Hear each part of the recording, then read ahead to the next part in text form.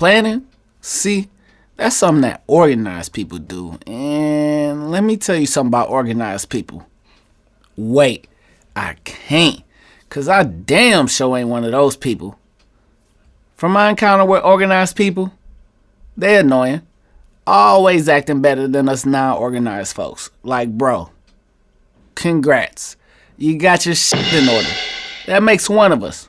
But what I have noticed is that organized people, and hell, even non-organized people have a certain way of doing things. Such as folding clothes. I'm gonna be honest with you. I got a guest bedroom at my spot, and when no one's staying at my spot, that bed in that room is strictly designated for clean clothes. So, as you can see, I'm not a very organized person at all. But I always like to have 2 weeks in advance to plan a trip, which always turns into a last minute blah blah blah. Turns out, my adventure to Tokyo was no different. The year is 2016. I was required to complete a 2-week-long class for my job, and the golden location of the class was Fusa, Japan, an hour away from Tokyo. Needless to say how excited a young brother was to see Tokyo for free. Now, I did feel a little guilty because my close friend Harvey had been wanting to visit Japan since he was a kid, is what he always told me. Now, at the time of me taking this class, me and Harvey was living in South Korea, which is fairly close to Japan considering we're from America. When Harvey brought up the idea of visiting Japan, I shot that shit down. All I had on my mind is what the cost of visiting that place for a week would cost. It seemed like our trip to Japan was nothing more than a mere afterthought now. My dog Harvey soon moved to Turkey right after. And you know what happened to my black ass right after he left? I got a trip to Japan for free. Of course a young brother was excited for the course. A nigga love learning new things. Also, I knew this was going to be a smooth 2 weeks, especially because my dog Dallas, aka Mr. Crab with the holes, was set to be in the same class as me. Y'all remember how Mr. Krabs was with his money in SpongeBob? Same thing, except with women. And it's not like it's just the women that he talks to. It's women that he's friends with. Like, dog, you can't put your homie on? Monday arrives along with the start of class.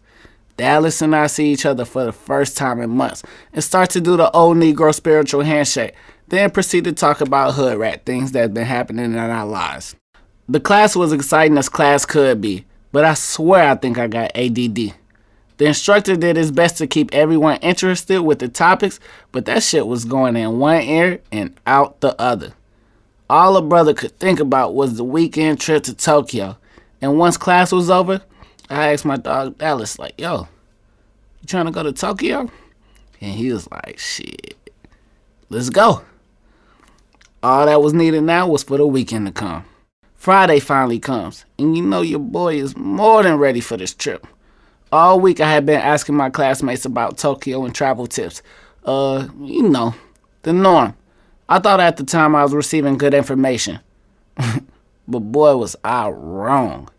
I should have known that motherfucker I was asking was going to be wrong.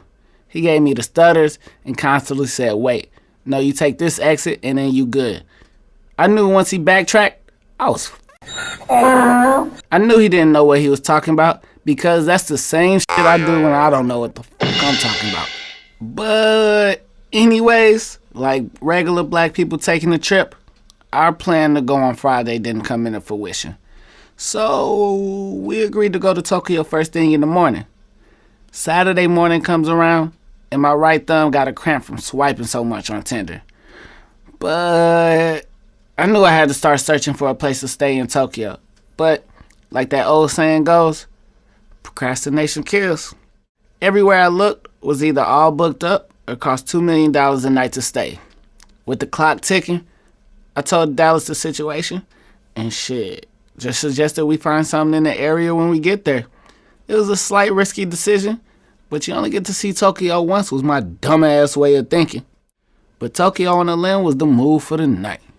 As we started walking to the train station, we started to get snacks for the ride. Me being a dummy, picked the worst items a person could possibly pick with no accommodation for the night set. hot Cheetos, a Red Bull that seemed to have some extra bull in it, and a red hot pickle. A freaking red hot pickle. We then later arrived to the train station, and as the train arrived, my stomach started to bubble a little. I thought to myself, shit, it's nothing major. I could hold it. As we get on the train, the route that was displayed seemed a little confusing, so I kept a close watch out for the connecting stations that we were supposed to be getting off on. I started sweating a little bit. My stomach started to rumble more and more. What started off as a pillow fight type rumble quickly escalated to a Ali vs. Frazier, Thriller in Manila, Big Show vs. Undertaker type rumble. To make matters worse, I noticed that we either missed our stop or had been given the wrong directions. I asked a few locals if we were on the right train, and they all said nah, then gave me some new directions on how to get there. I told Dallas that we had to get off and we was headed in the wrong direction, and I could see how annoyed he was, of course, by the expression on his face.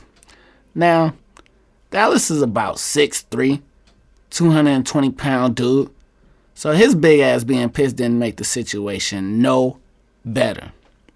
Soon as we got off the train, I ran to the nearest restroom. I opened up the stall door, and it was one of those in-the-ground toilets. But this was a cold, red emergency. So I was just blessed that stall was clean.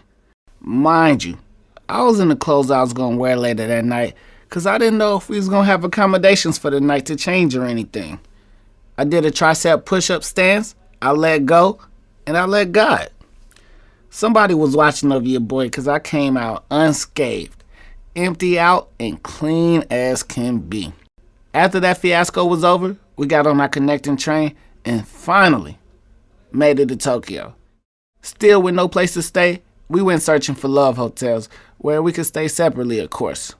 Love hotels are usually cheap, but nice accommodations for the night. No love hotel would let us get a room because they were for couples only. We decided to put our stuff in a subway locker and go exploring a little. Now, as you remember earlier in the story, my right thumb caught a cramp from swiping so much as Tinder as if my life was dependent on it. Well, of course, your boy matched with a few tings, but they was all flicks. All but one. Dope pictures, cool little bio, shorter than me, jackpot. Or so I thought. We planned to meet up, and she was with it. She gave me the location to meet at, and me and Dallas went there. Now, for anyone that's ever been on a Tinder date, you know how it goes. Y'all plan to meet up at a certain location, and the time comes. And it's an 80% chance that one person will be lost and not at the location they were supposed to be at.